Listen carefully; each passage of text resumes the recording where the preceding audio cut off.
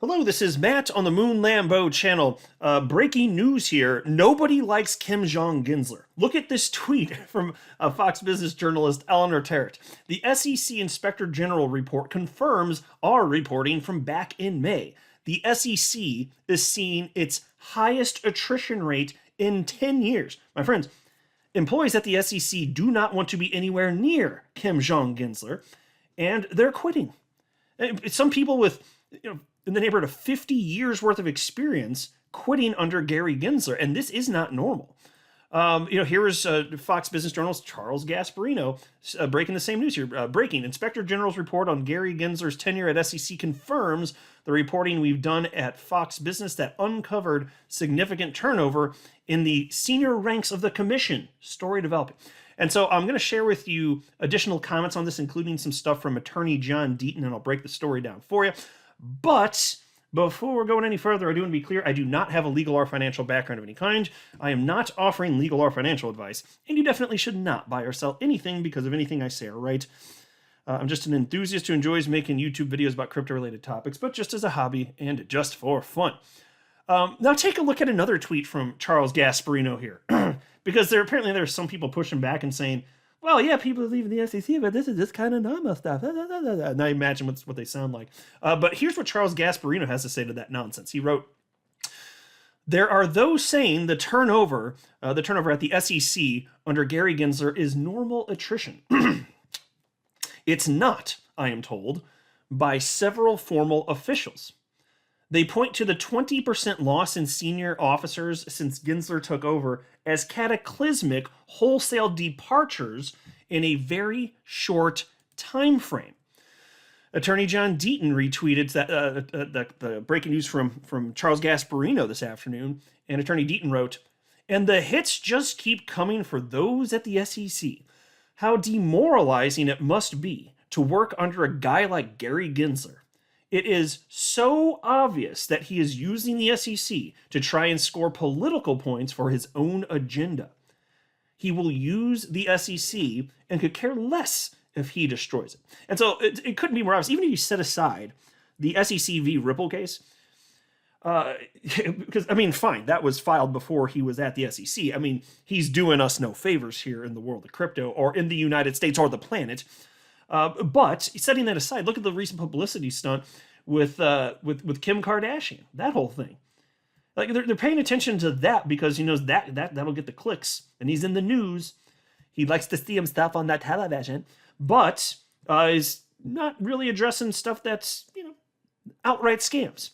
The SEC has done some stuff, and I pretend there's literally none. But damn, where were they with Celsius this year, huh? Come on, guys. And then you go after Kim Kardashian for, what did they charge? 1.25 million. I think it was something like that, whatever. And then there was this from Eleanor Terrett. She wrote, the SEC Inspector General report also notes department managers raising concerns about difficulties managing resources and completing other mission-related work due to the dramatic increase in rulemaking.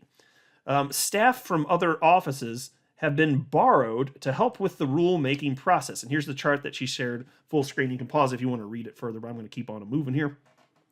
Then there was this from Attorney Deaton. So he retweeted that from Eleanor and wrote, look at this paragraph. And he quoted this. As a result, the SEC risked hiring attorneys who did not meet all qualifications required for their position. End quote. Think about that. So the SEC's hiring people who were not qualified. And then John writes, the SEC doesn't confirm you passed the bar before you go work there. I see its quality control is on the level as their conflicts screening. Yes, that's an obvious dig at what happened with conflicts of interest surrounding Bill Hinman specifically. And then there was this from Congressman Tom Emmer, who wrote the following, and this is astonishing. This is how poorly this damn organization is run. But it's other people's money, so it is what it is, right? It's your money listening to this if you're in the United States and you pay taxes.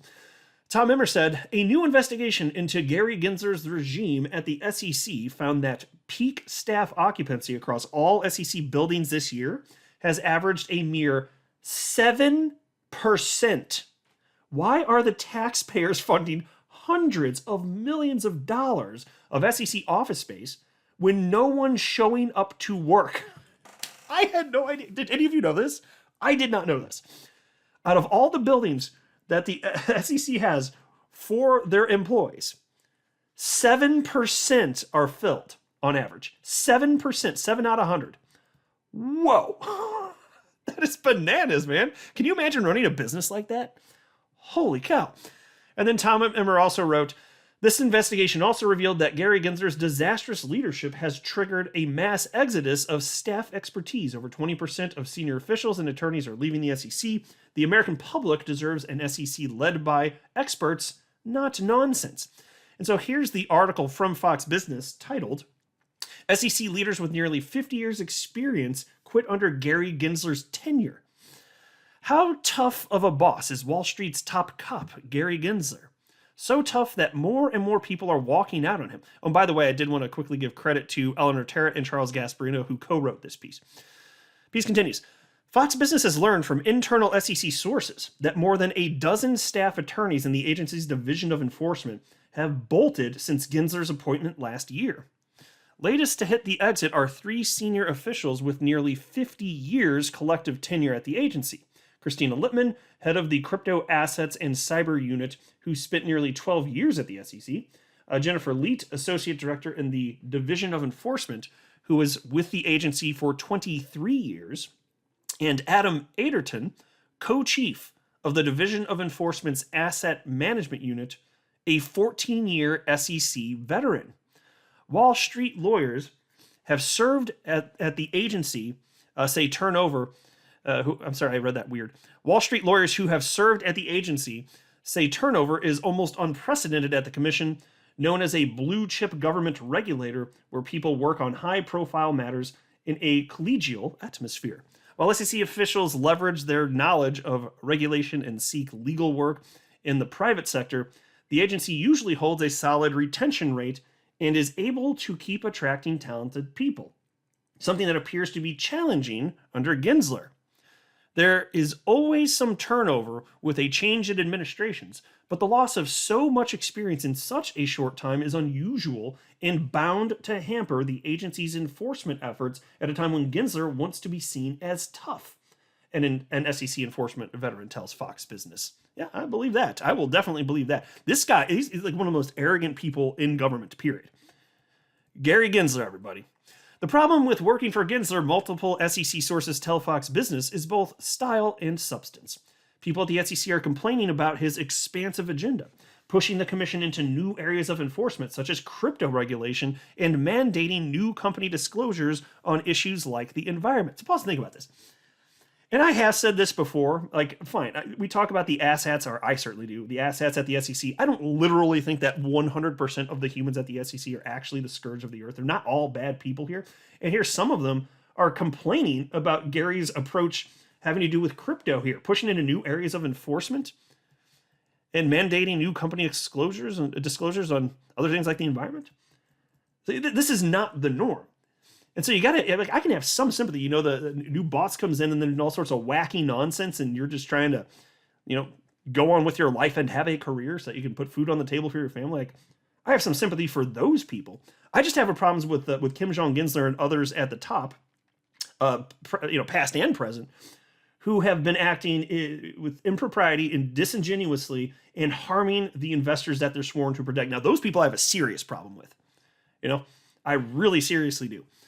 But people are being pushed away by Kim Jong Gensler. Grinds my gears, folks. Piece continues. An SEC spokesman declined comment. Oh, so surprised. Gensler, whom President Biden appointed in February of last year, has commanded the SEC veer outside the agency's core mission of protecting small investors from securities fraud. Since his confirmation in April 2021, he has proposed a wide array of progressive policies, including more ESG disclosures for public companies. He is looking for additional resources from Congress to regulate cryptocurrencies, normally an area outside the commission's purview. How about that? He has also hinted at reforming equity market structure, which could change the way trades are routed. Gensler, 64, is not a lawyer, but a former Goldman Sachs banker who then began serving in various governmental positions under Democratic presidents. President Obama appointed Gensler head of the CFTC in 2009. Before becoming SEC chief, Gensler served as professor of practice of global economics and management at the MIT Sloan School of Management. Yeah, and so I'll note there, that's where Gary Gensler's on video saying a whole bunch of stuff that 2022 era Gary does not say anymore. If I could just see 2018 Gary debate 2022 Gary, that would be pure magic right there. I know the universe would likely explode, but it would be totally worth it. Piece continues.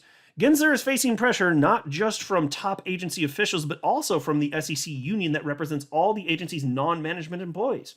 At issue, Gensler's edict forcing them to use or lose their vacation days. Ugh, evil son of a bitch. Union leadership contends that their workload is too onerous to take a vacation and that they should be able to carry over the vacation days to the following year or get compensated for forfeiting the time.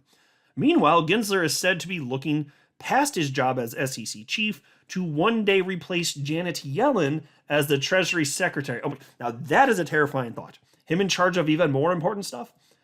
No. And look, we've been talking about this for a long time. I've been speculating that the reason he's doing what he's doing is certainly not for money. Look, he's already reportedly worth over $100 million. He's not doing what he's doing for money. This guy's an egomaniac and wants more power. That's what he wants. That's what I think anyway. That's my speculation here. So he's looking for the next bigger, better thing beyond the SEC. And then wrap up the story by stating, SEC insiders tell Fox Business Gensler has stated privately that heading the SEC is not his dream job. Adding to the tension are Gensler's constant appeals to Congress to provide the agency with more money, which is meeting opposition from Republicans. If Republicans take over the House and the Senate in the midterms, they are likely to target Gensler in hearings, calling him out on the merits of his various proposals, including a crackdown on crypto, and questioning whether he should be pushing progressive ESG mandates onto public companies. Well, I'll tell you what, wouldn't mind seeing more pressure on Gary Gensler, so I'm going to stay away from political commentaries. That's not what this channel is about. But there's been no shortage of speculation that should the Republicans just have slam dunk victories here coming up for the midterms, maybe Gensler won't even stick around. There's been some people supposing that he'll actually just exit stage left effectively. But even if not, his life would certainly be a lot harder.